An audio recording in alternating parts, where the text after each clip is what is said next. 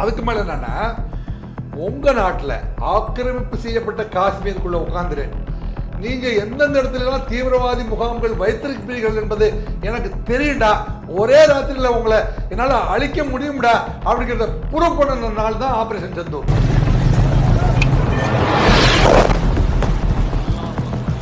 அவங்களும் வந்து அவங்க பார்டரில் வந்து செக்யூரிட்டி போட்டிருக்காங்களா இல்லையா, நம்ம செக்யூரிட்டி அவங்க செக்யூரிட்டி டெய்லி நடந்துட்டு இல்லை, சண்டை இருக்குல்ல. அப்படி இருக்கிற பொழுது அந்த தீவிரவாதிகளும் யாரை கடந்து எப்படி உள்ளே வர முடியும், நமக்கு நம்ம எல்லைக்குள்ள எப்படி வர முடியும்? அவங்க நாலேஜ் இல்லாமல் இப்போ 10 பேர் துப்பாக்கியெல்லாம் தூக்கிட்டு அந்த பக்கம் இந்த பக்கம் வந்துட முடியுமா? இல்லை நம்ம நாட்டிலேருந்து 10 பேர் துப்பாக்கிகளோட இது வரைக்கும் எந்த நாட்டுக்காவது போயிருக்காங்களா? செந்தூர்னா செந்தூரம். செந்தூரம் என்றால் நெற்றி பொட்டு. எங்கள் வீட்டு பெண்களுடைய நெற்றி பொட்டை 26 பொட்டை நீங்கள் அழித்து விட்டீர்கள், அதற்கு நாங்கள் பதிலடி கொடுக்கிறோம் என்பதுதான் ஆபரேஷன் செந்தூர். இந்த 9 இடங்கள்லையும் தான் வந்து இந்த ஆக்கிரமிப்பு காஷ்மீரில் 8 இடமும், காஷ்மீருக்குள்ள ஒரு இடமும் 9 இடத்துல இவங்க தீவிரவாத முகாம் வைத்து நடத்தி கொண்டிருக்கிறார்கள். கிட்டத்தட்ட 50லிருந்து 90 பேர் வந்து இதில் கொல்லப்பட்டிருக்கிறார்கள். சார், இப்போ இந்த தீவிரவாத தாக்குதலுக்கு எதிராக இந்தியாவிலிருந்து பதில் தாக்குதல் வந்து கொடுத்திருக்கிறாங்க. இதெல்லாம் முன்னாடி இப்போ 244 மாவட்டங்கள், சிவில் மாவட்டங்களில் பாதுகாப்பானது கொடுக்கப்பட்டிருக்கு. அந்த சிவில் பாதுகாப்பு அப்படின்னா என்ன சார்? சிவில் பாதுகாப்பு பற்றிய விவரங்களை கேட்கின்றோம். சென்ற 22ஆம் தேதி பாகிஸ்தான் தீவிரவாதிகள் தங்களை வந்து ஒரு மிலிட்ரி உடையிலையும் சாதாரண உடையிலையும் வந்து மறைத்து கொண்டு டூரிஸ்ட் போன அப்பாவி பொதுமக்களை வந்து 26 பேரை கொன்று குவித்ததை இந்த நாடும் நீங்களும் நானும் அறிவோம். அப்போது வந்து நம்ம பிரதமர் வந்து வெளிநாட்டு பயணத்தில் இருந்தார், எதிர்க்கட்சி தலைவர் வெளிநாட்டில் இருந்தார், திரௌபதி முர்மு வந்து வெளி மாநிலத்துக்கு போகிறதா இருந்தாங்க. அத்தனை பேருமே வந்து அவங்க டூர் ப்ரோக்ராமை கேன்சல் பண்ணிவிட்டு திருப்பி வந்து இந்த தாக்குதலை வந்து எல்லாருமே வந்து அனலைஸ் பண்ணாங்க. அனலைஸ் பண்ணது மட்டும் இந்திய நாட்டில் இருக்கிற தலைவர்கள் மட்டும் இல்லாமல் நம்ம நாட்டுடைய உள்துறை அமைச்சர் திரு அமித்ஷா, திரு ராஜ்நாத் சிங்கு மற்றும் வந்து முப்படை தளபதிகளையும் வச்சு ஆலோசனை பண்ணுற பொழுது பாகிஸ்தான் வந்து அநீதியாக எதிர்பாராத விதமாக ஒரு தாக்குதலை வந்து நடத்தியிருக்குது. போர் முறையில் கூட இல்லை, கொரில்லா போர் முறை என்று சொல்கிறதா இல்லை அப்பாவி பொதுமக்கள் வந்து நம்பி பயணம் பண்ணிட்டு இருக்கும்போது வந்து திடீர்னு ஒரு தாக்குதல் நடத்துறது வந்து முரட்டுத்தனமானது, அநீதியானது, காட்டு மிராண்டு தனமானது அப்படின்லாம் வந்து உலகத்தில் இருக்கிற அனைத்து தலைவர்களாலும் வர்ணிக்கப்பட்டது. குறிப்பாக அமெரிக்காவுடைய பிரசிடென்ட் மிஸ்டர் ட்ரம்ப் என்ன சொல்கிறாருன்னா, இந்தியா வந்து ஒரு அமைதியான நாடு, இந்து மக்கள் ஒரு அமைதியாக அவங்கள எனக்கு ரொம்ப பிடிக்கும், எதிர்பாராத விதமாக இப்படி வந்து அற்பத்தனமானது, இப்படி போய் மூட்டுத்தனமாக தாக்குதல் நடத்துறது, இந்தியாவுக்கு நான் வந்து நானே உதவி பண்ணுறதுக்கு தயாராக இருக்கிறேன்னு சொல்கிறாரு.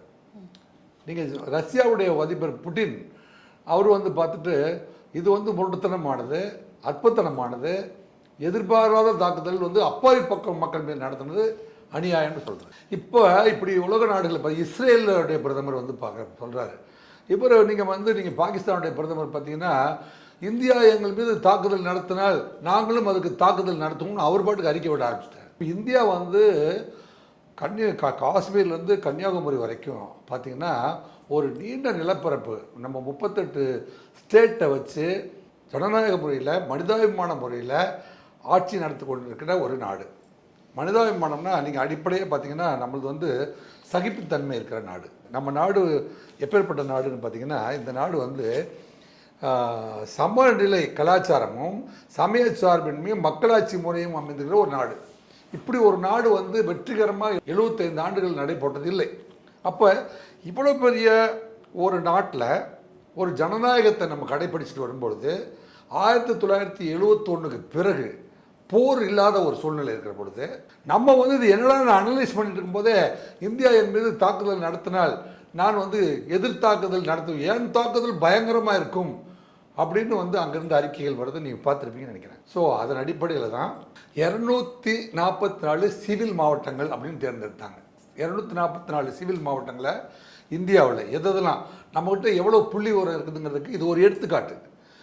எந்தெந்த மாவட்டங்களெல்லாம் வந்து நம்ம வந்து ஹார்பர் வச்சுருக்கிறோம், எந்தெந்த வாரத்தில் வந்து அணு ஆயுத உலைகளை வச்சுருக்கிறோம், எந்தெந்த உற்பத்தி செய்கிற, அதாவது மிகை மின் உற்பத்தி பண்ணக்கூடிய மின்சார உற்பத்தி மற்றும் உணவுப் பொருட்கள் உற்பத்தி, அத்தியாவசிய பண்டங்கள் உற்பத்தி, மருத்துவ உபகரணங்கள், இது மாதிரியான நம்முடைய வந்து முக்கிய நிலைகள்லாம் இருக்கிற இடங்களெல்லாம் நம்ம வந்து கணக்கிட்டு வச்சுருக்கோம். முக்கியமான இடங்களெல்லாம் அப்படி கணக்கிட்டு வைத்திருந்தது தான் நம்ம வந்து இமிடியேட்டாக என்ன செய்கிறோம், 244 மாவட்டங்களில் வந்து பாதுகாப்புனா அவங்க எதிர்பார்ப்பு தாக்கிட்டாங்கன்னா, தாக்க வருவார்களானால் நம்ம மக்களுடைய டிமாண்ட் எப்படி இருக்குதுன்னா, நாங்கள் வந்து அப்பாவி மக்கள், நம்ம நாடு இறையாண்மையான நாடு, நம்ம மிலிட்ரி ஸ்ட்ராங்கான உலகத்திலே 4வது பலமான நாடு அப்படிங்கிற நிலைமைக்கு நம்ம வந்துட்டோம். அப்போ நம்மளை நம்பி தானே காஷ்மீரை வந்து செக்ஷன் 370 வந்து நீங்கள் எடுத்துகிட்டு அதை வந்து இந்தியாவோட இணைச்சிட்டீங்க. உமர் அப்துல்லாங்கிற ஒரு சிஎம்மாக போட்டு ஜனநாயக முறையில் தேர்தலை நடத்தி முடிச்சுட்டு அதை வந்து இந்திய நாட்டோடு இணைச்சிருக்கீங்க. அப்படிங்கெல்லாம் நம்பி தான் நம்ம டூரிஸ்ட் போகிறோம். எங்களை கொண்டுட்டாங்களே, மறுபடியும் வந்து எங்களுக்கு என்ன பாதுகாப்பு, அதுக்கு பழிக்கு பழி என்ன பதில் சொல்ல போகிறீங்க அப்படின்லாம் வந்து பிரதமரையும் உள்நாட்டு பாதுகாப்புக்கு பொறுப்பானவர்கள் அத்தனை பேரையும் பொதுமக்களும் உள்நாடு வெளிநாடு அத்தனை பேருமே கேள்வி கணைகளை எழுப்பி கொண்டிருந்த சூழ்நிலையில் தான் இந்த பாதுகாப்பு. ஏனென்றால் எதிர்பாராத விதமாக அவங்க தாக்குதல் நடத்திட்டாங்கன்னா, நம்ம வந்து இப்போ சென்னையை பொறுத்த வரைக்கும் பார்த்திங்கன்னா, சென்னை வந்து ஒரு முக்கியமான நகரம். ஏன்னா இங்கே ஏர்போர்ட் இருக்குது, ஹார்பர் இருக்குது, மிகப்பெரிய மருத்துவ நிறுவனங்கள் பார்த்திங்கன்னா உலகத்தில் இருக்கிற அத்தனை நாடுகளில் இருந்தும் இங்கே வந்து பார்த்திங்கன்னா, நீங்கள் தமிழ்நாட்டில் அன்றைக்கி 22ஆம் தேதி அன்றைக்கி பாகிஸ்தான் அட்டாக் நடந்தபோது தமிழ்நாட்டில் இருக்கிற ஆஸ்பத்திரியில் வந்து பாகிஸ்தான்காரர்கள் அத்தனை பேரும் வந்து கிட்னி சரி பண்ணுறதுக்கும் கண்களை சரி பண்ணுறதுக்கும் இந்தியாவுக்கு தமிழ்நாட்டுக்கு வந்திருக்காங்க. ஆக தான் தமிழ்நாட்டில் என்ன செஞ்சாங்க, சென்னையையும் வந்து கல்பாக்கத்தையும் வந்து தேர்ந்தெடுத்தாங்க. நம்ம மாவட்டத்தில் நம்ம இந்தியாவில் வந்து இந்தியாவில் தமிழ்நாட்டில் வந்து சென்னையில் 2 இடத்துல தேர்ந்தெடுத்தது போல் இந்தியா முழுவதும் தேர்ந்தெடுக்கப்பட்டது தான் 244. அப்போ என்ன செய்வாங்கன்னா, ஒரு 5 விதமான பாதுகாப்பு மக்களுக்கு அடிப்படையாக இந்திய விமானப்படையுடன் ஹாட்லைன் மற்றும் ரேடியோ தொடர்பு இணைப்புகளை செயல்படுத்தல். விமானப்படையிலிருந்து ஒருவேளை போர் வந்துருச்சு வைங்களேன், விமானப்படை மேலிருந்து கண்காணித்து நமக்கு தகவல்களை சொல்லும். அந்த தகவல்களை சொல்கிறத நம்ம எப்படி ரிசீவ் பண்ணிக்கிறது, எதிரி நம்மளை தாக்குதல் நடத்த போகிறான், நீங்களாம் போய் பாதுகாப்பாக ஒளிஞ்சிக்குங்க, இன்னும் ஒரு 3 மணி நேரம் வெளியே வராதிங்க அப்படின்னு நம்மளை சொல்லணும். அப்படின்னா அது விமானப்படை ரெடார்லேருந்து வர செய்தியை வச்சு நமக்கு தகவல்களை அனுப்போம். அந்த சமிச்சைகளை நம்ம ரிசீவ் பண்ணி நமக்கு ஒருத்தருக்கு ஒருத்தர் கம்யூனிகேட் பண்ணிக்கிறது எப்படி அப்படிங்கிறத நமக்கு சொல்கிறாங்க. சொல்லுவது 1. 2, கட்டுப்பாட்டு அறைகள் மற்றும் நிழல் கட்டுப்பாட்டு அறைகளில் செயற்திறனை மதிப்பிடுதல். அது வந்து நம்ம வந்து இப்போ எப்போவுமே வந்து அவசர காலங்களில் பார்த்திங்கன்னா ஒரு கண்ட்ரோல் ரூம்னு ஒன்று வச்சுருப்போம். அந்த கண்ட்ரோல் ரூமுக்கு தான் அந்த செய்தி வரும். எல்லாரும் ஆளுக்கு ஒரு மைக்கை வச்சு ஆளுக்கு ஒரு ஃபோனை வச்சு ரிசீவ் பண்ண முடியாது. கண்ட்ரோல் ரூம்லேருந்து ஒரு அனௌன்ஸ்மெண்ட் வந்துச்சுன்னா அதை எப்படி ரிசீவ் பண்ணி ஒருத்தருக்கு ஒருத்தர், அது ஒரு பெரிய பிரபகண்டா மாதிரி இல்லாமல் கண்ட்ரோல் ரூம் என்ன சொல்லுது அப்படின்னா, அங்கேருந்து எல்லாருக்கும் எஸ்எம்எஸ், இப்போ எல்லாருக்கும் எஸ்எம்எஸ் வருது, எல்லாருக்கும் ஒரு சைரன் கிடைக்குது, நாங்கள் ஒரு ப்ளூ கலர் சைரன் கொடுப்போம், அப்போ நீங்கள் எல்லாருமே உள்ளே போயிடுங்க, எல்லோரும் வந்து படுத்துக்குங்க, ஒரு குண்டு போட போகிறாங்க அப்படின்னா நீங்கள் எல்லாருமே வந்து நின்றுட்டுருக்கிறவங்க மேலே தான் அது படும், மேலேருந்து ஒரு பாம்பு போது படுத்துருக்கிறவங்க மேலே படாது, ஒரு பாதுகாப்பான இடத்துல போய் பதுங்கு குழிகள் வந்து எப்படி பதுங்கி கொள்ள வேண்டும் அப்படிங்கிற மாதிரியான பாதுகாப்பு ஏற்பாடுகள். அணுமின் நிலையங்கள், இராணுவ தளவாடங்கள் தயாரிக்கும் ஆலைகள், சுத்திகரிப்பு ஆலைகள், முக்கிய ஆலைகள் நிறுவனங்களை முன்கூட்டியே மறைப்பதற்கான ஏற்பாடு. தன்னார்வலர் தீயணைப்பு, நீர்ப்பணிகள் போன்றவற்றின் செயல்பாட்டை உறுதி செய்தது. வாலண்டரி ஆர்கனைசேஷன் மூலமாக வந்து நமக்கு உதவி பண்ணுறாங்க பார்த்தீங்களா, அவங்களாம் வந்து ஒரே மாதிரியான கலர் ட்ரெஸ். அப்போ வந்து தீவிரவாதிகள் யாராவது வந்து இன்க்ளூட் ஆகக்கூடாது. அதுக்கு வந்து ஒரு கையில் ரிப்பன் பண்ணி ப்ளூ கலரில் வந்து எழுதியிருப்பாங்க, இவங்கெல்லாம் வாலண்டியர்ஸு. தீயணைப்பு படைக்காரர்கள் வந்தாங்கன்னா அவங்கள எப்படி நீங்கள் பயன்படுத்திக்கணும், ஒருவேளை வந்து ஒரு மிகப்பெரிய தீ, அதாவது அந்த பாம்லாம் வந்து போடுகிற போது நீங்கள் பார்த்துருப்பீங்க, இஸ்ரேலில் இப்போ நடக்கிற வாரம் நம்ம பார்க்குறோம் பார்த்தீங்களா, அங்கே ஒவ்வொரு இதில் பண்ணும்போது அங்கே வந்து சற்று நேரம் வந்து தீப்பிடிச்சி எரியும், அதுக்கப்புறம் கட்டடங்கள் இடிந்து விடும். இது மாதிரியான போர் பதட்டங்கள் ஏற்படுற போது தங்களை எப்படி பாதுகாத்து கொள்ள வேண்டும் அப்படிங்கிறதுக்கு தான் 244 மாவட்டங்களில் பாதுகாப்பு வந்து சிவில் பாதுகாப்பு ஒத்திகை அப்படி நடத்துனாங்க. ஓகே சார், இப்போ இந்த ஒரு பாதுகாப்புக்கான விஷயங்கள் எல்லாமே வந்து நாங்கள் செய்ய போகிறோம் அப்படின்றத நேற்றைக்கு முன்தினமெல்லாம் வந்து சொல்ல ஆரம்பிச்சிட்டாங்க. போருக்கான ஒத்திவைப்பு அப்படின்றதுலாம் வந்து சொல்லியிருந்தாங்க, ஒரு ஒத்திகை பார்க்குறோம். ஆமாம், ஆனால் வந்து அதுக்குள்ளே வந்து போர் ஆரம்பிச்சிருச்சு அப்படின்றத நம்மளால் பார்க்க முடியுது. அதுக்குள்ளே ஒரு போரே நடத்திட்டாங்க, அங்கே அத்தனை பேர் வந்து கொல்லப்பட்டிருக்கிறாங்க. இதை நம்ம எப்படி ஒரு நாட்டினுடைய ஒரு குடிமக்களாக, ஒரு சிட்டிசனாக நம்ம எப்படி இதை புரிஞ்சுக்கிறது? இதுதான் வந்து பொதுமக்களுக்கு இன்றைய தினம் புரியாத ஒரு கேள்வியை நீங்கள் அருமையான கேள்வி கேட்டீங்க. இது என்ன நடந்துச்சு அப்படின்னா, இந்த 26 உடல்களை எடுத்து சென்றார்கள் பார்த்தீங்களா. ஒவ்வொரு குடும்பமுமே வந்து இந்த முப்படை தளபதிகளையும் இந்த நம்ம நாட்டுடைய பிரதமரையும் பிரசிடெண்ட்டையும் பார்த்து பேசுகிறாங்க. அத்தனை குடும்பத்துக்கும் ஆறுதல் சொல்கிறது, உதவிக்கரங்களை நீட்டுறது, அவங்க குடும்பத்தை ரிகாபிலிட்டேஷன் பண்ணுறதெல்லாம் பணிகள்லாம் பண்ணியிருந்தாங்க. இதுக்கிடையில் பார்த்திங்கன்னா பாரத பிரதமர் நரேந்திர மோடி அவர்கள் வந்து முப்படை தளபதிகளோடும் உள்துறை அமைச்சரோடும் சேர்ந்து டெய்லியுமே வந்து பேச்சுவார்த்தை நடத்தி கொண்டு இருந்தார். அவங்க தாக்குதல் நடத்திட்டாங்கன்னா நம்ம வந்து எதிர் தாக்குதல் எப்படி நடத்துறது. இதுக்கு நடுவில் என்ன செஞ்சாங்க, நம்ம நாட்டில் உற்பத்தி ஆகி அந்த நாட்டுக்கு போகிற தண்ணி இருக்குது பார்த்தீங்களா, தண்ணியை மட்டும் லேசாக நிறுத்தினாங்க. நாங்கள் தண்ணி கொடுக்கலாம், நீங்கள் என்ன பண்ணுவீங்க? அமைதியான முறையில் எங்கள் நாட்டிலேருந்து தண்ணியை வாங்கி குடிக்கிறீங்க, எங்கள் நாட்டு தண்ணி தான் உங்கள் நாட்டுக்கு விவசாயத்துக்கு பயன்படுது, எங்கள் நாட்டிலேருந்து தண்ணி வரலன்னா நீங்கள் வந்து ரொம்ப மிகவும் வந்து சிரமத்துக்குள்ளாக வேண்டிய சூழ்நிலை உருவாகும். நாங்கள் தண்ணியை நிறுத்துகிறோம் பாருங்கள், ஒரு வாரத்துக்கு ஒரு தடவை நிறுத்தி விட்டாங்க. அதையே வந்து பாகிஸ்தான் விவசாயிகளால் தாக்கு பிடிக்க முடியவில்லை. சரி, இதற்கு அப்புறமே பார்த்தீங்கன்னா இதுவே வந்து தாக்க முடியாமல் அவங்க மிரட்ட ஆரம்பிச்சிட்டாங்க. அவங்க வந்து பாகிஸ்தான் நம்மளை போல வந்து நம்மளோட ஒரு தலைவர் சொல்கிறாரு, பாகிஸ்தான் வந்து நம்மளை விட 50 ஆண்டுகள் பின்தங்கிய நிலையில் இருக்குது. அதான் சார், ஒரு 10x ஒரு 10 மடங்கு இந்தியாவை விட வீக்கராக இருக்கக்கூடிய 10 மடங்கு வீக்காக இருக்கிறாங்க. ஆனால் அவங்ககிட்ட அவங்க சொல்கிறாங்க, எங்ககிட்ட வந்து அணு ஆயுதங்கள் இருக்குது, நாங்கள் வந்து 30 இடத்துல உங்களை போட்டுருவோம் அப்படின்னு சொல்கிறாங்க. அதுக்கு இப்போ அவங்க வந்து சொன்ன அறிக்கைகளுக்கெல்லாம் என்ன சொன்னால், நம்ம பாரத பிரதமரும் உள்துறை அமைச்சரும் ராஜ்நாத் சிங் அவர்களும் ஜெய்சங்கர் இவங்கெல்லாம் சேர்ந்து என்ன செஞ்சாங்கன்னா, ஒருவேளை அங்கேருந்து ஏதாவது வந்து ஏவுகணைகள் வருமானால் அத்தனையும் ரெடாரில் வந்து கண்காணித்து வரும்பொழுது தொடக்கத்திலே வந்து அழிப்பதற்கான அத்தனை ரெடார்களையும் வந்து ரெடி பண்ணி வச்சுட்டாங்க. நீங்கள் ராஜஸ்தானுக்கு அருகில் வந்து பார்த்தீங்கன்னா ஒரு இப்போ ராமர் கோயில் கட்டினாங்க மத்திய பிரதேசத்தில், அயோத்தியா பக்கத்தில் ஒரு 3 கிலோமீட்டருக்கு ஒரு ரன்வே அமைச்சு வச்சுருந்தாங்க ஏற்கனவே. இதே மாதிரி மும்பை டு டெல்லி போகிற ஹைவேயில் ஒரு இடத்துலையும் வந்து விமானம் வந்து அவசரத்துக்கு தரையிறங்கி அப்படியே மேலே இருந்து ரன்வேல ஏற முடியும். அதே மாதிரி கப்பல்கள்லேருந்து நம்ம வந்து விமானங்கள் வந்து இறங்கி உடனே பாய்ச்ச முடியும். இது அத்தனையுமே வந்து கடந்த 15 நாட்களாக பாரத பிரதமர் நரேந்திர மோடி அவர்கள் ஒத்திகை என்ற பேரில் வந்து தயார்படுத்தி கொண்டிருந்தார். இதில் வந்து உலக நாடுகள் அத்தனையுமே வந்து பாரத பிரதமர் வந்து இவ்வளவு அமைதியாக இருக்கிறாரு, அவர் என்னதான் செய்ய போகிறாரு அப்படின்னு வந்து உற்று நோக்கி கொண்டிருக்கிற நேரத்தில் நம்ம மக்களை வந்து அவர் 244 சிவில் மாவட்டங்களில் வந்து பாதுகாப்பு ஒத்திகை பண்ணிட்டு இருக்கிற நேரத்தில் நம்ம நாட்டுடைய பாரம்பரியப்படி அந்த தாக்குதல் நடந்து 16வது நாள் வந்து சேருது. எவ்வளோ பெரிய இறையாண்மை மிக்க நாடு தமிழ்நாட்டில் வந்து, தமிழ்நாடு மட்டும் இல்லை, இந்தியாங்கிற ஒரு நாடு வந்து என்னென்னா கலாச்சாரத்தில் ஒன்றுபட்டு நிற்கிறதுனால, சமயத்தில் வந்து மேலோங்கி நிற்கிறதுனால தான் அதுக்கு பேர் இந்தியாங்கிற நாடே வந்துச்சு, இந்த பேரே வந்துச்சு.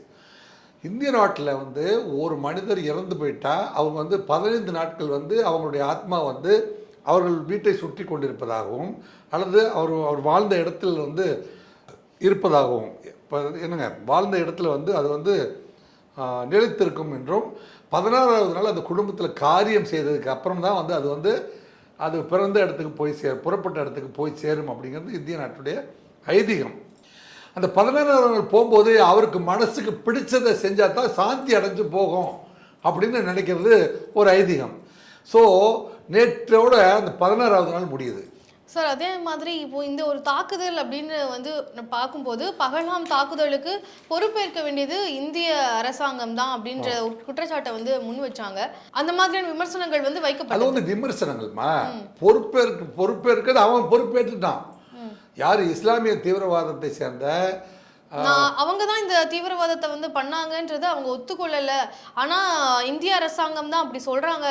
அதில் இந்திய அரசாங்கம் தங்களுடைய அவங்க சரியா பணியாற்றதை வந்து மறைக்கிறதுக்காக பாகிஸ்தானை குறை சொல்றாங்கன்ற விமர்சனத்தை எப்படி பாக்குறீங்க? அப்படி இல்லை. அதாவது பாகிஸ்தானை சேர்ந்த லஷ்கர்-ஏ தொய்பாவும் அவருடைய சார்பில் இந்தியாவுக்குள்ள இயங்கி கொண்டிருக்கிற ஜம்மு காஷ்மீர் இயங்கி கொண்டிருக்கிற டிஆர்எஃப் என்கின்ற அமைப்பும் ரெசிடென்ட் ஃப்ராண்ட் அப்படிங்கிற ஒரு ரெசிடென்ட்னா யாரு, காஷ்மீரில் அடிப்படையாக வாழ்ந்து கொண்டிருக்கின்ற ஆனால் மத ரீதியில் வந்து நாங்கள் பாகிஸ்தானோட தொடர்பு கொண்டிருக்கிறேன் அப்படின்னு அதுக்கு அர்த்தம். மீனிங் தெரியாமையே பல பேர் வந்து நீங்கள் நல்ல கேள்வி கேட்டீங்க. அப்போ லஷ்கர்-ஏ தொய்பா வந்து என்னுடைய சிஸ்டர் கன்சர்னான அந்த ஊரில் வசிக்கிற த ரெசிடென்ட் ஃப்ரண்ட் அப்படிங்கிறவன் தான் வந்து நாங்கள் 2 பேர் தான் அதுக்கு பொறுப்பேற்கிறோன்னு அவன் அனௌன்ஸ் பண்ணுறான். அவன் அனௌன்ஸ் பண்ணது மட்டும் இல்லாமல் உடனடியாக இமிடியட்லி ஆஃப்டர் தட்டு அந்த டிஆர்எஃப்ல யாரெல்லாம் மெம்பராக இருந்தாங்களோ அவங்க வீடுகளில் போய் தேடி கண்டுபிடிக்கிற போது அதை சேர்ந்த 4 பேர் தான் வந்தாங்க அப்படிங்கிறது கன்ஃபார்ம் பண்ணியாச்சு. சரி, பாதுகாப்பு குறைபாடு அப்படிங்கிறது பார்த்தீங்கன்னா நீங்கள் வந்து எத்தனையோ பிரசிடென்ட்ஸ் எல்லாம் வந்து இப்போ மேடம் இந்திரா காந்தியவே வந்து சுட்டு கொண்டுட்டாங்க, திரு ராஜீவ் காந்தியை சுட்டு கொண்டுட்டாங்க. நீங்கள் அது மாதிரி உலகத்தில் இருக்கிற பல்வேறு தலைவர்களுக்கு வந்து இந்த மாதிரியான ஆபத்து நடந்திருக்குது. ஸ்ரீலங்காவில் வந்து பார்த்திங்கன்னா முஸ்லீம்கள் வந்து முஸ்லீம்களுடைய தர்கா இடிக்கப்பட்டிருக்குது. ஸ்ரீலங்காவில் பார்த்திங்கன்னா டிசம்பர் 25 கிறிஸ்தவ மதத்தை சேர்ந்தவங்க அத்தனை பேருமே வந்து நீண்ட பிரார்த்தனையில் அமைதியாக இருக்கிற பொழுது அதுக்குள்ளே கொண்டு வச்சு எதிர்பாராத தாக்குதல் நடத்திட்டாங்க. அப்போ ஸ்ரீலங்கா கவர்மெண்ட்டே வந்து கலைச்சிடணும் அப்படின்னு அர்த்தம் இல்லை.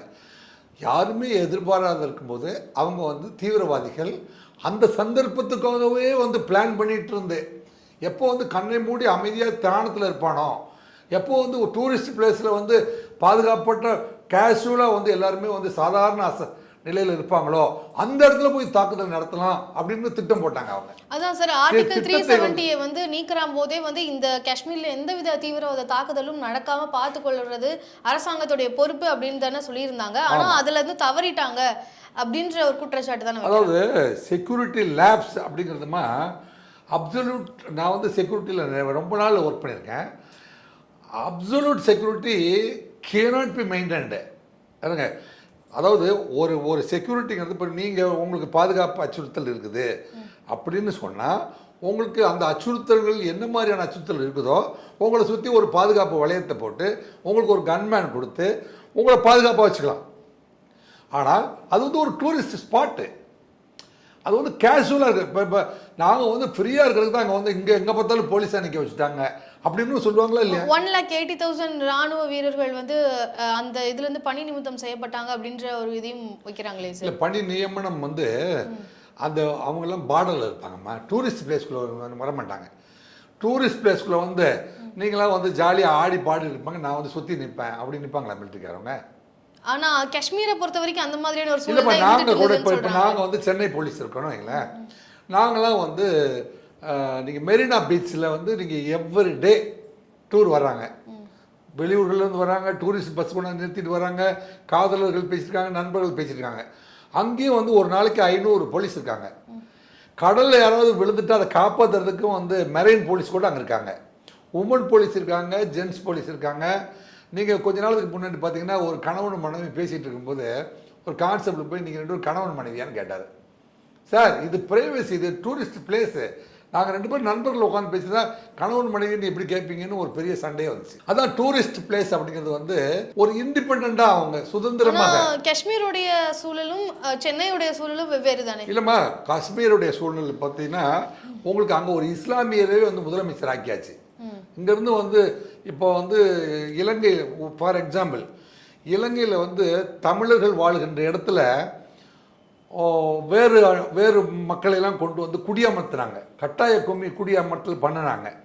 அது மாதிரி இந்தியாவில் பண்ணலையே. இப்போ வந்து அப்படி வந்து ஒரு பெரிய அநீதி, அதாவது அப்படி ஒரு அவங்க மதத்தை வந்து முறியடித்து நம்ம மேலே போகணும்னு நினச்சிருந்தா இந்தியாவுக்குள்ளே எத்தனையோ பேர் வந்து இடம், இப்போ எனக்கு கூட அந்த வேண்டுதல் இருக்குது. இனிமேல் பாரத பிரதமர் நரேந்திர மோடி அவர்கள் என்ன செய்யணும், அல்லது உமர் அப்துல்லா என்ன செய்யணும் அப்படின்னா, பகல்காம் வேலி இருக்குது பார்த்தீங்களா, அந்த வேலி அந்த சுற்றி இருக்கிற அத்தனை எந்த நேரத்தில் விவசாயம் செய்ய முடியுமோ அங்கெல்லாம் வந்து இங்கே விவசாய நிலமற்ற மக்கள் இருக்காங்க பார்த்தீங்களா, அவங்களெல்லாம் போய் குடியமர்த்திடணுங்கிறேன் நான். ஆயிரக்கணக்கான ஏக்கர் நிலங்கள் சும்மா இருக்குது பாருங்க, அதையெல்லாம் போய் இங்கே நிலமற்ற ஏழைகள் விவசாயிகளை போய் அங்கே குடியமர்த்தினா அங்கே போய் ஆப்பிள் செடிகளையோ அல்லது பைன் மரங்களையோ நட்டு அவங்கள வளர்த்துங்க அப்படின்னு நிறைய பேரை குடியமர்த்திட்டோம்னு வைங்களேன். அது ஒரு அது வந்து ஒரு பெரிய வேலி, சுவிட்சர்லாந்துக்கு இணையாக இருக்கக்கூடிய ஒரு மிகப்பெரிய வேலி. அங்கே வந்து இயற்கையின் சூழ்நிலையில் வந்து இயல்பாக சுற்றி தெரியணும்னு போகிறவங்க பேர் தான் டூரிஸ்ட். அதுக்கு நடுவுக்குள்ளே போலீஸு போக வேண்டாம் அப்படின்னு நினச்சது தான் பாதுகாப்பு கொடுக்காத வழிய மக்கள் செத்து போகட்டும் அப்படிங்கிற எண்ணத்தில் விட்டுறலை அப்படிங்கிறது நம்ம. ஏன்னா நம்ம அண்ணன் பார்த்தீங்கன்னா ஒரு கணவன் வந்து ஒரு மனைவியை பைக்கில் 2 வீலரில் வச்சு கொண்டு போகிறாரு, தெரியாமல் வந்து பக்கத்தில் இன்னொரு பைக் வந்து இடித்து மனைவி மட்டும் இறந்து போயிடுறா. நான் வந்து பல நேரங்களில் வந்து இந்த கோயம்பேட்டில் பார்த்துருக்கேன். கணவன் பைக் ஓட்டிகிட்டு போவார், இல்லை கணவன் மேலே இடித்து கணவன் இறந்துருவார், மனைவி உயிரோடு இருப்பாங்க. அப்போ மனைவி பாதுகாப்பு கொடுக்கலன்னு அர்த்தமா? கை குழந்தையை வந்து தவற விட்டு கை குழந்தைய சொத்து போயிடும், அம்மா அப்பா உயிரோடு இருப்பாங்க. அப்போ அந்த கை குழந்தைக்கு பாதுகாப்பு கொடுக்கலன்னு அது நடந்தது விபத்துன்னு சொல்கிறதா? ஸோ விபத்துக்கும் நிகழ்வுகளுக்கும் சற்று இடைவெளி இருக்குது. அந்த இடைவெளியை வந்து இந்த மாதிரியான அவசர காலத்தில் பாரத பிரதமர் நரேந்திர மோடி அமித்ஷாவோட பெரிய இதுவரைக்குமே வந்து இந்தியாவை ஆண்ட ஹோம் மினிஸ்டர்லேயே வந்து ஸ்ட்ராங்கஸ்ட் ஹோம் மினிஸ்டர் அப்படின்னா மிஸ்டர் அமித்ஷாவை தான் நான் சொல்ல முடியும். ஏன்னா அவ்வளோ ஸ்ட்ராங்கான ஒரு மனிதராக அவர் இருக்கிறாரு. இந்திய நாட்டு அரசியலில் கூட வந்து அவர் ஒரு மிகப்பெரிய அரசியலில் வந்து மிகப்பெரிய ஜாம்பவானாக வந்து அவர் திகழ்ந்து கொண்டிருக்கிறாரு. அதே தான் சார். இப்போ அமெரிக்காவும் சரி ரஷ்யாவும் சரி இந்தியாவுக்கு வந்து இந்த தாக்குதல் தீவிரவாத தாக்குதலுக்கு எதிராக நடவடிக்கை எடுக்க உதவிகரமாக இருக்கிறோம் அப்படின்ற மாதிரி அவங்களோட சப்போர்ட்டை வந்து கொடுத்துருக்குறாங்க. ஆனால் பாகிஸ்தான் வந்து செஞ்சாங்களா அப்படின்றதுல வந்து அவங்க இன்னும் திட்டவட்டமாக பாகிஸ்தான் தான் செஞ்சாங்க அப்படின்னு இரண்டு நாடுகளுமே சொல்லலை அப்படின்னு சொல்கிறாங்களே. இந்தியா தான் வந்து அதை கிளைம் பண்ணிக்கிறாங்க. இல்லை, நீங்கள் இவங்க எல்லாருடைய இன்டெலிஜென்ஸையும் வந்து நம்ம சேலஞ்ச் பண்ண முடியாது. உங்களுக்கு வந்து டொனால்ட் ட்ரம்ப் என்ன சொல்லியிருக்காரு அப்படிங்கிறத நான் சொல்கிறேன் கேளுங்க. காஷ்மீரிலிருந்து வரும் செய்தி கவலை அளிக்கிறது. பயங்கரவாதத்துக்கு எதிராக இந்தியாவுடன் அமெரிக்கா வலுவாக நிற்கிறது. பிரதமர் மோடிக்கும் இந்திய மக்களுக்கும் ஆழ்ந்த அனுதாபங்கள். அப்போ பயங்கரவாதம் யார் பண்ணியிருக்காங்க அப்படிங்கிறத வந்து அமெரிக்காவுக்கு தெரியாமல் இல்லை. அதையே அவங்க குறிப்பிடலை. அப்போ குறிப்பிடவில்லை. சொல்கிற கேளுங்க. நீங்கள் பார்த்தீங்கன்னா விளாடிமிர் புட்டின் அவர் சொல்கிறாரு, இந்த மிருகத்தனமான குற்றத்திற்கு எந்த நியாயமும் இல்லை.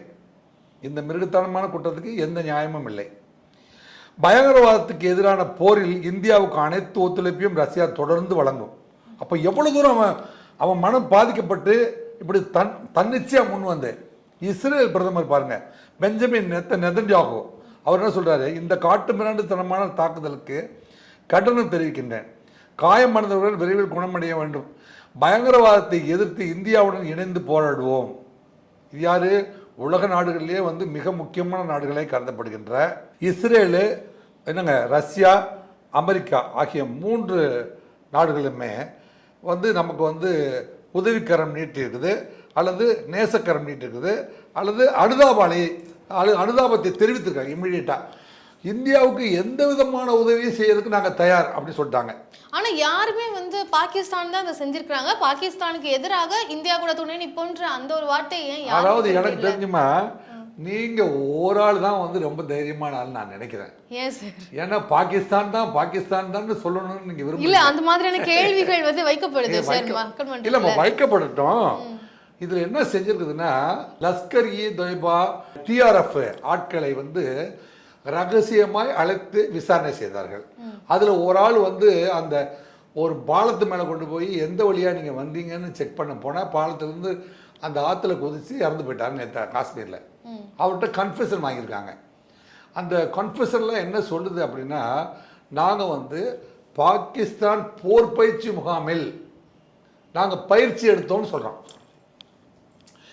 பாகிஸ்தான் வந்து சில தீவிரவாதிகளுக்கு பயிற்சிகளையும் கொடுத்து எப்படி வந்து துப்பாக்கி, என்னங்க உயர்ந்த ரக துப்பாக்கி, வெடிகுண்டுகள் என்ன மற்றும் மைன்ஸ் போன்ற வெடிகளை, கன்னி வெடிகளை எல்லாம் வந்து வெடிக்கக்கூடிய அளவுக்கு அத்தனை பயிற்சியும் கொடுத்ததுக்கு பிறகு டெம்பரவரியாக அவங்க ரிலீஸ் பண்ணி அவங்களாம் போய் தீவிரவாத முகாமுக்குள்ள இருக்கிறாங்க அப்படிங்கிறது வந்து பாகிஸ்தான் அரசுக்கு தெரிந்திருக்கிறது. அப்படிங்கிறத வந்து நம்ம இன்டெலிஜென்ஸ் மூலமா தெரிந்து கொண்டோம். ஆனா இந்த தாக்குதலுக்கு அப்புறமா இப்ப பாகிஸ்தானுமே வந்து நாங்க வந்து ஒரு பாகிஸ்தான் வந்து நாங்க தெரிஞ்சு அவங்களுக்கு நாங்க எந்த விதமான அடைக்கலம் கொடுக்கல, நியாயமான விசாரணைக்கு நான் தயார் அப்படின்றது அவர் பாகிஸ்தானுடைய அதிபருடைய அந்த ஸ்டேட்மெண்ட் எனக்கு ரொம்பவும் திருப்திகரமாக தான் இருக்குது. என்னங்க பாகிஸ்தான் வந்து இப்போ இந்த ஒரு தாக்குதலுக்கு அப்புறமா இறங்கி வராங்க அப்படின்ற மாதிரி நம்ம எடுத்துக்கலாம். இல்லைங்க, தாக்குதலுக்கு அப்புறம் இல்லை, கடந்த 3 ஆண்டுகள் 1971க்கு அப்புறமே அவங்க இது வரைக்குமே வந்து 50 முறை 100 முறை கிட்டத்தட்ட 2000 முறை எனக்கு தெரிஞ்சு, என்னங்க செய்தித்தாளை பார்க்குறது இன்னைக்கு வந்து 2 பேர் வந்து உள்ளே நுழைஞ்சாங்க, 2 தீவிரவாதிகள் சுட்டுக்கொலை. இது வந்து தொடர்ந்து வந்து 1971 இது வரைக்கும் நடந்து கொண்டு தான் இருக்கிறது. அப்படி நடந்து கொண்டு இருக்கும்போது பார்த்தீங்கன்னா இந்த பாகிஸ்தானுடைய நடுநிலை விசாரணைக்கு தயார் அப்படின்னு ஷெபாஸ் வந்து பிரதமர் ஷெபாஸ் வந்து சொல்கிறாரு. நடுநிலை விசாரணை அப்படின்னு சொன்னால் நாங்களும் நீங்களும் சமமாக தான் இருக்கிறோம், அங்கே தீவிரவாதிக்கு எங்களுக்கு சம்மந்தம் இல்லை அப்படின்னு சொன்னால், நம்ம எப்படி பார்டரில் வந்து ஆட்களை நிறுத்திருக்கிறோமோ அது மாதிரி பாகிஸ்தான் அவங்க பார்டரில் ஆட்கள் நிறுத்திருக்காங்களா இல்லையா? அவங்களும் வந்து அவங்க பார்டரில் வந்து செக்யூரிட்டி போட்டிருக்காங்களா இல்லையா? நம்ம செக்யூரிட்டி அவங்க செக்யூரிட்டி டெய்லி நடந்துருக்குல்ல, சண்டை இருக்குல்ல. அப்படி இருக்கிற பொழுது அந்த தீவிரவாதிகளை யாரை கடந்து எப்படி உள்ளே வர முடியும்? நமக்கு நம்ம எல்லைக்குள்ளே எப்படி வர முடியும்? அவங்க நாலேஜ் இல்லாமல் இப்போ 10 பேர் துப்பாக்கியெல்லாம் தூக்கிட்டு அந்த பக்கம் இந்த பக்கம் வந்துட முடியுமா? இல்லை நம்ம நாட்டிலேருந்து 10 பேர் துப்பாக்கிகளோடு இது வரைக்கும் எந்த நாட்டுக்காவது போயிருக்காங்களா? நம்ம நாட்டு எல்லைக்குள்ளே மட்டும் இதுவரை 100 தடவைக்கு மேலே அவங்க வந்து ஊடுருவி இருக்கிறார்கள் அப்படிங்கிறது உங்களுக்கு தெரியுமா இல்லையா? நெஞ்சு தொட்டு சொல்லுங்க, நெஞ்சில் கை வச்சு சொல்லுங்க. 100 முறைக்கு மேலே ஊடுருவி இருக்கிறாங்களா இல்லையா? அப்பாவி பாதுகாவலர்களை சுட்டு கொண்டிருக்காங்களா இல்லையா? சரி, அப்படி மிலிட்ரியோடு நீங்கள் சண்டை போடும்போதெல்லாம் வந்து நம்ம மிலிட்ரி ஆஃபீஸர்ஸ் வந்து நேர்மையான முறையில் அவங்க வந்து சண்டையாக எதிர்கொண்டிருக்காங்க. எதிர்கொண்டிருக்காங்க. நீங்கள் வந்து இப்போ தாக்குனது வந்து அப்பாவி டூரிஸ்ட்டு என்னங்க, அவன் வந்து சுற்றுலா சென்ற கணவன் மனைவியை ஒதுக்கி விட்டுட்டு உன் கணவனை சுட்டுக் கொள்றேன், என் கணவன் இறந்த பிறகு நான் எதுக்கு உயிரோடு இருக்கணும், என்னையும் கொண்டுடா அப்படின்னு அவன் கெஞ்சி கேட்டால், நாங்கள் போய் இப்படிலாம் அட்டுழியம் பண்ணுறேன்னு உங்கள் மோடி கிட்ட போய் சொல்லுன்னு சொன்னானே, அப்போவும் மோடி விழித்து கொள்ள வேண்டாம்னு சொல்கிறீங்களா? ஓகே சார், நடுநிலைமையோடு அப்படின்றது வந்து எல்லா குற்றச்சாட்டுகளும் பாகிஸ்தான் மேலே வைக்கிறாங்களே, அது வந்து எங்களுக்கு விருப்பம் இல்லை அப்படின்னு அவர் அந்த தாக்குதல் அப்பவுமே வந்து குறிப்பிட்டிருந்தாரு. அதை தான் குறிப்பிடுறாரோ அப்படின்ற ஒரு கேள்வி. இல்லை, நடுநிலை பேச்சுவார்த்தை நடந்து கொண்டிருக்கிற பொழுது அவர் அந்த பிரதமர் வந்து நடுநிலை பேச்சுவார்த்தைக்கு தயாராக இருக்கிற பொழுது இந்த வார் நடந்து முடிந்து விட்டது அப்படின்னு நீங்கள் சொல்கிறீங்க. ஆனால் உங்களுக்கும் எங்களுக்கும் தெரியாத ஒரு முக்கியமான தகவல் நேற்றைய முதல் தினம் நடந்திருக்குது.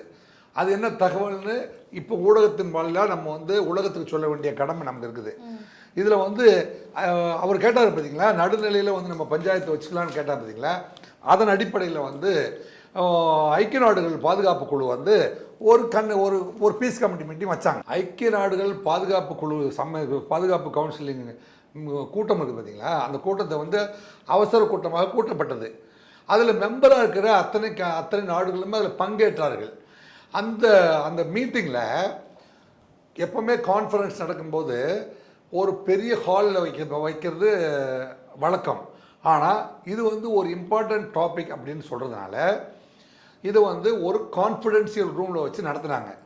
பாகிஸ்தான் வந்து தனக்கு அனுதாபம் ஏற்படுகிற வகையில் சில செய்திகளை சொல்ல முயற்சி, எங்களுக்கு தண்ணி வரல, எங்களுக்கு சம்மந்தம் இல்லை, எங்கள் பார்டருக்குள்ளே தான் ட்ரைனிங் எடுக்கிறாங்க, எங்கள் ஊருக்குள்ளே அவங்க வசிக்கிறாங்க, ஆனால் அவங்க போனதை பற்றி எங்களுக்கு தெரியாது, இப்படியெல்லாம் வந்து காரணங்களை அவர் சொல்லி வந்தார்கள். அப்படி சொன்ன காரணங்கள் எதையுமே வந்து ஐக்கிய நாடு சபையில் இருக்கிற அத்தனை நாடுகளும் அதை ஏற்றுக்கொள்ளவில்லை. நேற்றைய முதல் நாளே வந்து பாரத பிரதமர் நரேந்திர மோடி அவர்களுக்கு அவர்கள் இசைவு தெரிவித்து விட்டார்கள். என்ன இசைவு தெரிவித்தார்கள்? இந்த மாதிரி போர் நடக்க சொல்லலாமா? இப்பவும் போர் நடக்கவே இல்லை, தயவு செய்து போர் நடந்து விட்டது சொல்லுங்க. No, this is called operation Sindoor.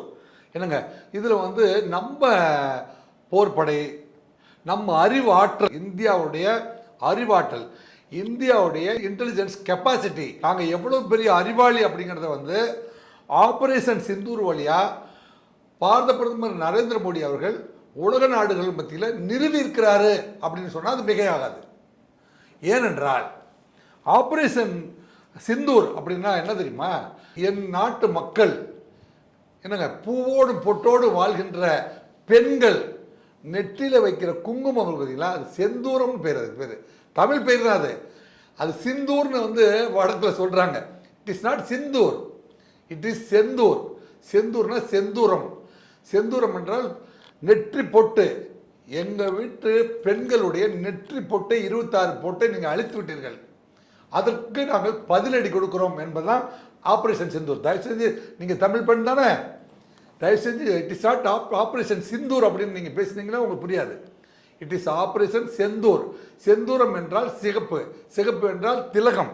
தமிழில் சொல்ல போனால் ஆபரேஷன் திலகம், ஆபரேஷன் குங்குமம் அப்படின்னு நம்ம புரிஞ்சுக்கூடாது. எங்கள் இந்திய நாட்டு பெண்களுடைய குங்குமம் அழைக்கப்பட்டதற்கு பதிலடின்னு பேர். இட் இஸ் நாட் வார்.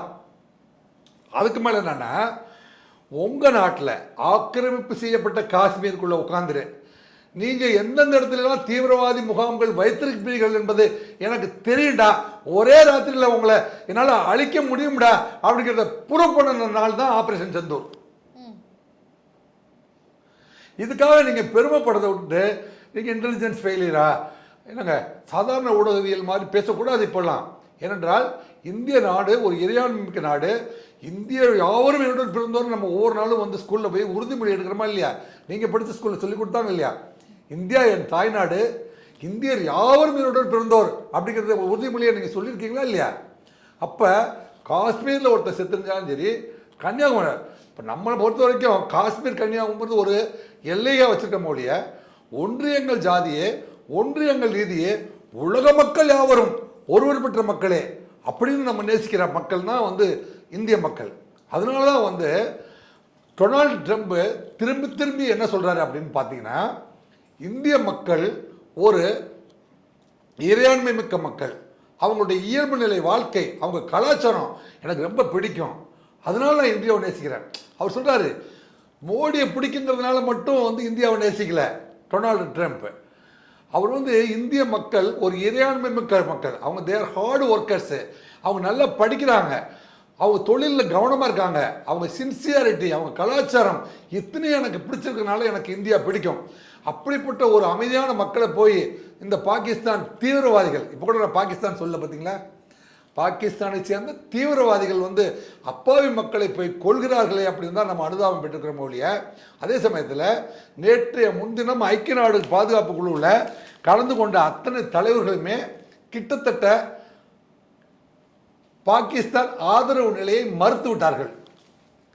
அவங்கெல்லாம் சேர்ந்து நாங்கள் ஆதரவு நிலையை மறுத்து விட்டோம் அப்படிங்கிற செய்தியை நேற்றைய முதல் நாள் மரியாதைக்குரிய பாரத பிரதமர் நரேந்திர மோடி அவர்கிட்ட தகவல் சொன்னதுனால உலக நாடுகள் அத்தனையுமே இந்த திட்டத்திற்கு நமக்கு இசைவு கொடுத்திருக்கிறார்கள் அப்படிங்கிறத புரிந்து கொண்டுதான் இந்த ஆபரேஷன் செந்தூர் அப்படிங்கிறது நடந்திருக்குது. இப்போ பாருங்க, முசாஃபராபாத்தில் 9 முறை இந்திய ராணுவம் 17 தாக்குதல் நடத்துது. சஹாமுரு, முரித்கி, கோட்லி, சியால்கோட், குல்பூர், பிம்பர், பகவல்பூர் ஆகிய இடங்களில் இந்தியா தாக்குதல் நடத்தியது. இந்த 9 இடங்கள்லையும் தான் வந்து இந்த ஆக்கிரமிப்பு காஷ்மீரில் 8 இடமும், காஷ்மீருக்குள்ள ஒரு இடமும் 9 இடத்துல இவங்க தீவிரவாத முகாம் வைத்து நடத்தி கொண்டிருக்கிறார்கள். கிட்டத்தட்ட 50லிருந்து 90 பேர் வந்து இதில் கொல்லப்பட்டிருக்கிறார்கள். எப்போ பகல்காம் தாக்குதலில் 16வது நாள் காரியம் பண்ண அன்னைக்கு அவர் வந்து தாக்குதல் நடத்தி அந்த ஆத்மாக்கள் அத்தனையுமே வந்து சாந்தி அடைகிற அளவிற்கு இந்த தாக்குதலை நடத்தியிருக்கிறாரு. அவர் பாகிஸ்தான் மேலே போர் தொடுக்கவில்லை, பாகிஸ்தான் இருக்கிற தீவிரவாதி முகாம்களை மட்டுமே குறிவைத்து தகர்த்திருக்கிறார். ஆக இப்போ நம்ம புரிஞ்சுக்க வேண்டியது, பாரத பிரதமர் திரு நரேந்திர மோடி அவர்கள் அவங்க முப்படை தளபதிகளுடைய இசைகளோடு மட்டுமல்லாமல் உலக நாட்டுக்குள்ள ஐக்கிய நாடு சபையினுடைய பாதுகாப்பு குழுக்களுடைய இசைவின் பேரில் தீவிரவாதிகள் முகாம்களை மட்டுமே அளித்திருக்கிறார்.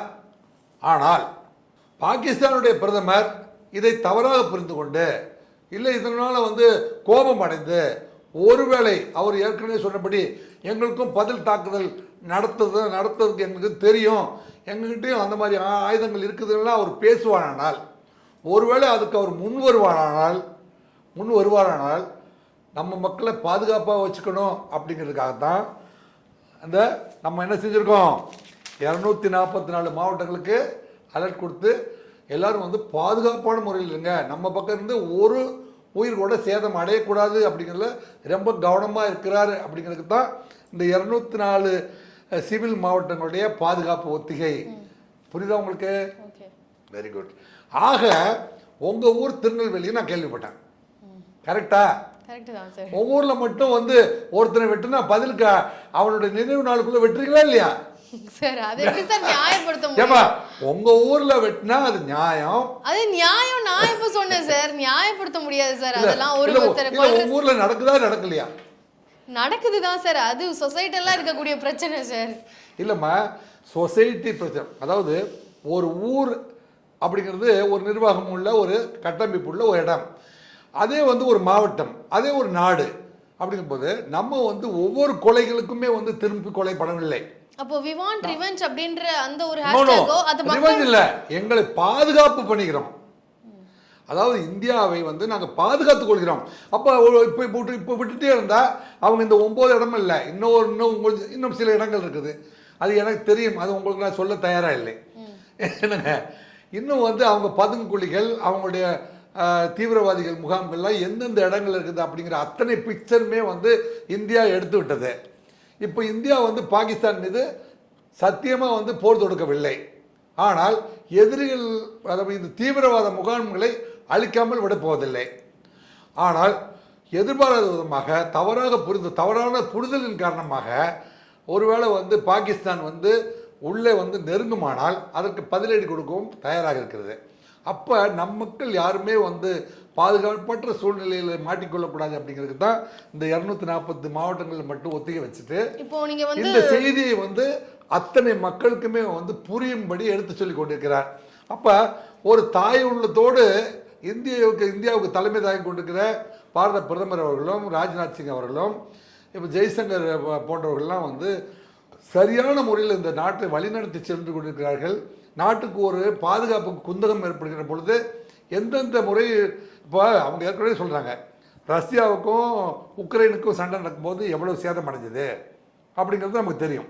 அதே மாதிரி அங்கே வந்து இஸ்ரேலுக்கும் பாலஸ்தீனுக்கும் நடக்கிற சண்டையில் எத்தனை கட்டடங்கள் இடிந்து விழுந்தது அப்படிங்கிறத நம்ம வந்து பார்த்துட்டு தான் இருக்கோம். அந்த மாதிரியான ஒரு சேதத்தை நம்ம வந்து வரவேற்க விரும்பவில்லை.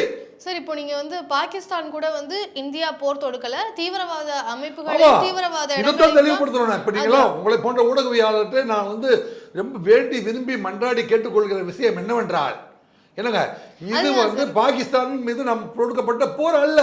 அப்போ சிந்து நதி நிறுத்துறது அதெல்லாம் வந்து பாகிஸ்தான் மக்கள் சிந்து நதி வந்து இப்ப நம்ம வந்து சிந்து தண்ணியை கொண்டு போய் அவன் தலையில ஊத்துனா அதுக்கு அராஜகம். எங்கள் ஊரில் வர தண்ணி நான் உங்களுக்கு கொடுக்க மாட்டேன், எங்கள் ஊருக்காரன் ஏன்டா சுட்டேன், நான் தண்ணி கொடுக்கணும் என்ன பண்ணுன்னு ஒரு புரிய வைக்கிறேன். அப்போ அந்த பாகிஸ்தான் மக்கள் அங்கே இது பண்ண மாட்டாங்க. அமைதியான முறையில் நியாயமான அமைதியான போரா அமைதி போர் தாங்க. அமைதி போர். இப்போ மகாத்மா காந்தி என்ன போர் எடுத்தாரு? அகிம்சை போர் தானே எடுத்தாரு. இந்தியா வந்து இந்தியா வந்து எப்பவுமே வந்து இவ்வளவு பெரிய இந்தியாவை உருவாக்கின மகாத்மா காந்தி போன்றவர்கள்லாம் வந்து அகிம்சையின் அடிப்படையில் தான் வந்து இந்தியாவுக்கு சுதந்திரம் பெற்றுக் கொடுத்தார்கள் அப்படிங்கிறது தான் இந்தியாவுடைய பெருமையை. அதே மாதிரியான அகிம்சை இதுவரைக்கும் கடைபிடித்து வருகிறார்கள்.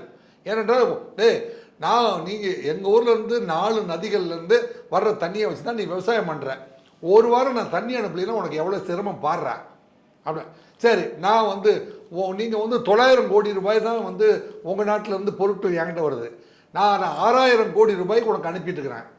என்னங்க, இம்போர்ட் அண்ட் எக்ஸ்போர்ட் சொல்கிறேன்.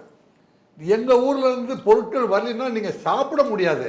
சைனாவோட சப்போர்ட் பாகிஸ்தானுக்கு இருக்குன்னு நம்புறீங்களா? சைனாவுக்கும் சரி, பாகிஸ்தானை வந்து நம்ம நீங்கள் நிலவியல் அடிப்படையில் பார்த்தீங்கன்னா நமக்கு வந்து நம்ம சண்டிகாருக்கும் ராஜஸ்தானுக்கும் பக்கத்து ஊர் காயம். நீங்கள் இங்கேருந்து சைனாவுக்கு நீ போகணும்னா இந்தியாவுடைய வான்வெளி பரப்பை வந்து தடை செஞ்சிட்டோம். நீங்கள் எங்கே சுற்றி போகணும்? இன்டர்நேஷ்னல் பார்டரில் நீங்கள் கடலுக்குள்ளே போய் நீங்கள் சுற்றி வருகிற பொழுது நீங்கள் வந்து 30,000 ரூபாய்க்கு போட வேண்டிய டீசலை 3 லட்சம் ரூபாய்க்கு போட்டால் தான் நீங்கள் சைனா போய் சேர முடியுங்கிற நிலைமையை உருவாக்கிட்டாங்க. எந்த ஊரில் இருக்கீங்க? முதல்ல வான்வெளியை நிறுத்தினது யாரு? முதல்ல வான்வெளியை நிறுத்துறன்னு சொன்னது பாகிஸ்தான். வான்வெளி பயணத்தை இந்தியா வந்து மேற்கொள்ளக்கூடாது. நம்ம பாரத பிரதமர் வந்து எங்கே போயிருந்தாரு? துபாய் போயிருந்தாரு. துபாயிலிருந்து அந்த வான்வெளியை பயன்படுத்தாமல் வேற வழியாக வந்து இந்தியாவுக்கு வந்து சேர்ந்தாரு. நாங்கள் வான்வெளியை மூடுறேன்னு சொல்லிட்டீங்க. சரி, உனக்கு நாங்கள் வான்வெளி நீ என்கிட்ட பேசாதப்பா அப்படி சொன்ன, நீ என்கிட்ட பேசாதப்பா அப்படி தான் நம்ம சொல்லுவோம். இது சாதாரணமாக நடக்கிற விஷயம் தாம்மா. நீங்கள் வான்வெளியை மூடிட்டீங்க, அப்போ நாங்கள் என்ன செய்கிறோம்? நாங்களும் உங்களுக்கு வான்வெளியை மூடிட்டோங்க. அப்போ இந்தியாவை கிராஸ் பண்ணாமல் பாகிஸ்தானுடைய ஃப்ளைட் எதுவுமே சைனாவுக்கு போய் சேர முடியாது. ஆனால் சைனாவால முடியுமா அப்படின்றது சார் கேள்வி. சைனாவால என்ன முடியும்? சைனா பாகிஸ்தானுக்கு சப்போர்ட்டா இருக்கிறாங்களா அப்படின்ற ஒரு சந்தேகமும் எழுந்திருக்கு இல்லையா? இல்லைம்மா, சைனாவுக்கும் பாகிஸ்தானுக்கும் நேர்படியான உறவா அல்லது கள்ள உறவா அப்படிங்கிறது வந்து அது என்ன, இந்தியாவுடைய எல்கைக்குள்ளே ஊடுருவணும் அப்படின்னு அவனும் ஆசைப்படுறான், இவனும் ஆசைப்படுறான். அப்போ அவன் 2 பேரும் எதிரிக்கு எதிரி நண்பன் சொல்லுவாங்க, புரியுது அவங்களுக்கு? அந்த மாதிரியான உறவு அது நியாயமான உறவு அல்ல.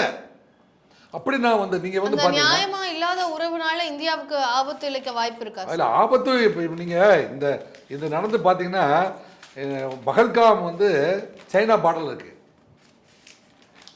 ஏற்கனவே சைனா வந்து 200-300 கிலோமீட்டரு உள்ளே வந்துட்டாங்க. ஆமாம், அருணாச்சல பிரதேசம் உள்ளே வந்திருக்காங்க. நம்ம போய் வந்து தடுத்து நிறுத்தி அவங்கள வந்து பார்க்கணும். இவனு என்ன சொல்கிறான், காஷ்மீர் வந்து நாங்கள் ஆக்கிரமிப்பு காஷ்மீர் மட்டும் பத்தாது, இன்னும் கொஞ்சம் கொடுங்க, இன்னும் கொஞ்சம் கொடுங்கன்னா நம்ம வந்து இந்தியாவை இழக்க முடியுமா? நீங்கள் ஒரு கொள்கை வந்து நியாயமானதாக இருக்கிற வந்து ஏற்புடையதாக இருக்கும். நம்ம வந்து ஒரு இறையாண்மை மிக்க நாடாக வந்து கட்டமைச்சிட்டோம்.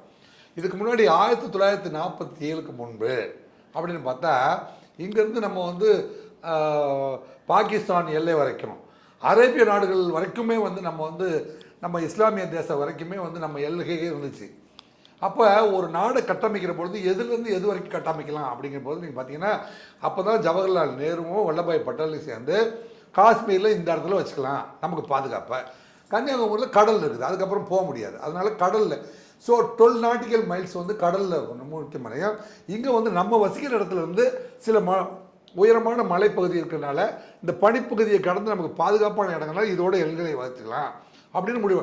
அப்போ முகமது அலி ஜின்னா நமக்கு ரொம்ப நண்பராக இருந்தார். அவரும் நம்ம கூட சேர்ந்து சுதந்திரத்துக்கு போராடிட்டு இருந்தார். ஏன் சுதந்திரத்தவே வந்து இந்தியாவோட தலைவர்கள்லாம் நீங்கள் தாங்க சீனியர் மேன், நீங்கள் வந்து நீங்களே சுதந்திரத்தை வாங்குங்க அப்படின்லாம் சொல்லிட்டாங்க. ஆங்கிலேயர்கிட்ட வந்து சுதந்திரம் வாங்கும்போது முகமது அலி ஜின்னாவுடைய பங்கு வந்து பெரும் பங்கு. அந்த பங்கை வந்து புரிந்து கொண்டு தான் மகாத்மா காந்தி வந்து பாகிஸ்தான் பிரிவினையை ஒத்துக்கிட்டாரு. அதை வந்து இன்னும் பல்வேறு நண்பர்கள் அதை ஒத்துக்கலை. ஏன் காந்தி வந்து கொல்லப்பட்டதே வந்து பாகிஸ்தான் பிரிவினையின் காரணமாக தான் அப்படிங்கிறதெல்லாம் அப்படியெல்லாம் ஒரு சூழ்நிலை இருக்குது. அப்போ நாட்டை வந்து அப்போவே வந்து பிரித்து கொடுக்க விரும்பாதவர்கள் நிறைய பேர் இருந்திருக்காங்க. ஆனால் அப்படி ஒரு சூழ்நிலையில் இந்த நாட்டுக்கு அகிம்சை வழியில் வந்து போராடி சுதந்திரம் பெற்று கொடுத்த காந்தியவே நம்ம வந்து தியாகத்தை இந்த நாட்டுக்கு அர்ப்பணிச்சிருக்கோம். எதுக்கு அர்ப்பணித்தோம்? பிரிவினை வேண்டாம் என்பதற்காக. சரி, இவனுங்க வந்து என்ன கேட்குறானுங்க? பிரிவினை வேணும்னு கேட்குறானுங்க. யார் என்ன கேட்குறாங்க? தீவிரவாதிகள் வந்து பிரிவினை வேண்டும்ங்கிறாங்க. இதற்காக தான் வந்து நம்ம ஏற்கனவே காந்தியவே தியாகம் பண்ணியிருக்கோம். புரியுதாம்மா உங்களுக்கு? இந்திய சுதந்திர போர் நீங்கள் பார்த்தீங்கன்னா 1860 நம்ம வந்து அப்படியே தொடங்கி வந்து கிட்டத்தட்ட 200 வருஷமாக 1885 ஏடபிள்யூ ஹியூம் அப்படிங்கிறவர் வந்து நமக்கு இந்திய தேசிய காங்கிரஸை உருவாக்கி கொடுத்து இந்த மாதிரி ஒரு போராட்டத்தை நடத்துங்க அப்படின்னு நமக்கு வந்து போராட்டத்தினுடைய வழியை வந்து உருவாக்கி கொடுத்தாரு. ஸோ அதுலேருந்து 1885 தொடங்கி நம்ம வந்து பார்த்திங்கன்னா 1985 இப்போ வந்து 140 ஆண்டுகள் வந்து நம்ம வந்து கடந்து வந்திருக்கோம். போராடி நம்ம ஒரு நாட்டை ஒரு நாள் 2 நாள் இல்லாமல் 130 வருடங்களுக்கு மேல் போராடி தான் வந்து ஒரு நாட்டை கற்படுத்தணும். அப்போ 560 தேசங்களாக இருந்த ஒரு இதை வந்து கலாச்சாரத்தின் அடிப்படையில் காஷ்மீர் முதல் கன்னியாகுமரி வரை ஒரே மாதிரியான கலாச்சாரம், ஒரே மாதிரியான பண்பாடு, நீண்ட நெடுங்கால வரலாறு, ஒரே மாதிரியான நாகரிகம், ஒரே மாதிரியான திருமணம், ஒரே மாதிரியான சடங்குகள், இது வந்து காலங்காலமாய் வந்து ஒத்துக்கொள்ளப்பட்டு அல்லது மறுதளிக்கப்பட்டு மீண்டும் வந்து டெஸ்டிமோனி செய்யப்பட்டு ஒரு ரெகுலேட்டர் கல்ச்சர் ஏற்றுக்கொள்ளப்பட்டது. அதைத்தான் வந்து சிவ மதம் அப்படின்னு சொல்கிறாங்க. அதனுடைய டெரிவேஷனில் வந்து அதை இந்து மதம் அப்படின்னு சொல்கிறாங்க. ஸோ யாரெல்லாம் சிந்து சமொழி நாகரிகத்தையும் சிவ மதத்தையும் என்னங்க தென்னிந்தியாவில் தொடங்கிய சிவனை வழிபடுகின்ற மக்களாக எந்த வரைக்கும் இருக்கிறாங்களோ அதெல்லாம் வந்து கணக்கு பண்ணி தான் வந்து ஒரு தேசத்தை கட்டமைச்சாங்க. அதை விட்டுட்டு இப்போது இங்கே இருக்கிற இஸ்லாமியர்கள் பார்த்திங்களா, தமிழ்நாட்டில் இருக்கிற இஸ்லாமியர்கள் எல்லாருமே வந்து தமிழ்லேருந்து அவங்கக்கிட்டேயும் வந்து ஏற்புடைய கருத்துக்கள் இருக்குது அப்படிங்கிறதுக்காக இஸ்லாம் ஆனார்கள். அவங்க வந்து அரேபியாவில் பிறந்து இந்த ஊருக்கு வரல. அதனால தான் வந்து தமிழ்நாட்டுக்குள்ளே வந்து தீவிரவாதம் வந்து பெருசாக தலை தூக்க முடியல. நீங்கள் பார்த்தீங்கன்னா மத்திய பிரதேசத்தில் இருக்கிறவன் அல்லது கேரளாவில் இருக்கிறவன்லாம் போய் தீவிரவாதிகளாக மாறுவான ஒழிய தமிழ்நாட்டுக்காரர்களை சில பேரை வந்து மூளை செலவை செய்திருக்கிறாங்களே ஒழிய தமிழ்நாட்டுக்காரன் போய் ஒரு பெரிய தீவிரவாதியாக இது வரைக்கும் மாறினதே இல்லை. அதனால தான் தமிழ்நாட்டு முஸ்லீமுக்கும் இந்த போராட்டத்துக்கும் எப்பவுமே சம்மந்தமே இருக்காது. பார்த்தீங்கன்னா தமிழ்நாட்டில் இருக்கிற இஸ்லாமியர்கள் ஒரு தமிழர்கள், அவங்க அடிப்படையில் தமிழர்களாக இருந்த அடிப்படையில் அவர்கள் தமிழர்கள். அவர்கள் வந்து இஸ்லாமிய மதத்தை ஏற்றுக்கொண்டார்கள். அவர்கள் பிரிவினைவாதத்தை பெருசாக வந்து அவங்க வந்து எப்பவுமே வந்து ஏற்றுக்கொள்வது இல்லை. ஆனால் காஷ்மீரில் இருக்கிற இஸ்லாமியர்கள் வந்து பிரிவினைவாதத்தை ஏற்றுக்கொள்கிறார்கள். அதையே வந்து தன்னுடைய வாழ்க்கையின் கொள்கையாக அடிப்படை கொள்கையாக வைத்து பயணம் செய்கிறார்கள். அவங்களோட வந்து நம்ம உடன்பட்டு பயணம் போக முடியலப்பா, உங்கள் வேலையை நீங்கள் பாரு, எங்கள் வேலையை நாங்கள் பார்க்கணும்னு சொல்லி பிடிச்சாச்சு. சொல்லி 75 வருஷம் ஆச்சு. புரிஞ்சுக்காமல் சும்மா போகும்போதெல்லாம் இப்போ நீங்களே இருந்துங்க, உங்கள் வீட்டில் உங்களை வந்து அனுப்புகிறாங்க ஸ்கூலுக்கு, போகும்போதெல்லாம் கிண்டல் ஒரு 3 தடவை பொறுத்துக்குவீங்க. 4வது தடவை உங்கள் அப்பாக்கிட்ட போய் சொல்லுவாங்க. உங்கள் அப்பா என்ன செய்வார்? யாரா கிண்டல் பண்ணுவாரா இல்லையா? யாரா என் பொண்ணு கிண்டல் பண்ணுவேன் அப்படின்னு போய் பலான்னு 2 அரை கொடுப்பாரா இல்லையா? அதுக்கு அது மாதிரி தான் நடந்துக்குது. இப்போ அடுத்த கட்டமாக இந்த போர் வந்து எப்படி முடியும் சார்? இது போர் அப்படி இல்லை. போர் வந்துச்சுன்னா அது வேற டாபிக். மரியாதைக்குரிய பாகிஸ்தான் அதிபர் அவர்களுக்கு இதன் மூலமாக தெரிவிப்பது என்னவென்றால், நாங்கள் வந்து உங்கள் மேலே எப்பவுமே போர் தொடுக்க வரவில்லை. நாங்கள் அநியாயமாக உங்கள்கிட்ட சண்டைக்கும் வரல. நாங்கள் எங்கள் இந்தியாவுக்கு எது எல்லை கோடு என்று வகுத்தமோ அங்கே எங்கள் ஆட்களெல்லாம் நிறுத்தி வச்சு இங்கே வாழ்கிற மக்களுக்கு ஒரு பாதுகாப்பை கொடுத்து நாங்கள் அமைதியான முறையிலையும் நேர்மையான முறையிலையும் ஒரு கலாச்சாரத்தையும் ஒரு கல்வியையும் ஒரு நீண்ட பொருளாதார வளர்ச்சியை நோக்கி உலக நாடுகளில் போட்டி போட்டு உலகத்தினுடைய முதன்மை நாடாக நம்ம வந்து இந்தியாவை மாற்றணும் அப்படிங்கிற நோக்கத்தோடு நாங்கள் பயணம் பண்ணிட்டு இருக்கோம். உங்கள் எல்கைக்குள் இருக்கிற தீவிரவாத குழுக்களை வந்து நீங்கள் அடக்கி வைத்து கொண்டு எங்களோடு உறவோடு இருப்பாங்கன்னா நானும் நீயும் அண்ணன் தம்பி தான், நம்ம சேர்ந்தே வாழலாம். அப்படி இல்லாமல் எங்களுக்குள்ளே வந்து தீவிரவாதிகள் இருப்பாங்க, எல்லை போராட்டங்களை நடத்தி கொண்டு தான் இருப்பார்கள் அப்படின்னு ஒரு பக்கம் சொல்லிட்டு மறுபடியும் எங்கள் கூட நீங்கள் காம்ப்ரமைஸாகவும் வாழ்வதற்கு வழி இல்லையே. எனவே நம்ம 2 பேருக்குமே உகந்ததா ஒரு முடிவை நீங்களே தேர்ந்தெடுத்து சொல்றீங்க இல்லையா, நியாயமான விசாரணை அப்படின்னு நாங்கள் நியாயமான விசாரணைக்கு நாங்களும் தயாராக தான் இருக்கிறோம்.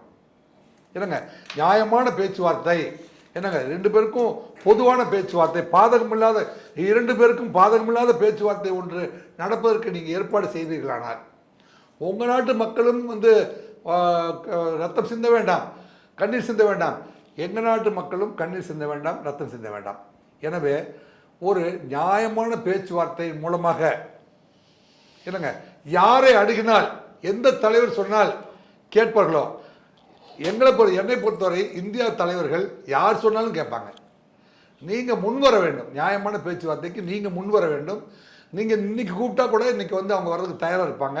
சுமூகமான பேச்சுவார்த்தையின் அடிப்படையில் இதற்கு ஒரு முடிவு காண்பதற்கு பாகிஸ்தான் பிரதமர் அவர்கள் முன்வர வேண்டும் என்று அவரை நான் கேட்டுக்கொள்கிறேன்.